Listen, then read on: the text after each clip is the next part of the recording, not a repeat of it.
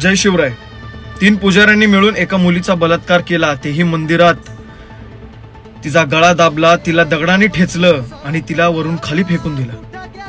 आगरी कोळी समाजाची अक्षता. घरात भांडणं झाली होती म्हणून ती मुलगी देवा घरी सुरक्षित राहील हे विचार करून मंदिरात गेली. त्या मंदिरामध्ये त्या पुजाऱ्यांनी ती एक रात्र राहिली, त्याचाच फायदा उचलला.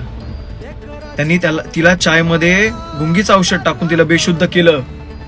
त्या तिघा नराधमांनी तिच्यावरती अत्याचार केला, तिच्यावर बलात्कार केला. ती उठली, जागी झाली, ती ओरडू लागली. त्या लोकांनी तिचा गळा दाबला, तिला दगडाने ठेचलं आणि तिला वरून खाली फेकून दिलं. बेलापूरच्या जवळ तिचा मृतदेह भेटला. पोलीस प्रशासनाने आता गप्प बसू नका, लोकांनी गप्प बसू नका. आज ती होती, उद्या आपल्या आया बहिणी असतील. हे असे न्यूज भरपूर असतात, पण आपल्याला दाबले जातात, आपल्यापर्यंत पोहोचत नाहीत.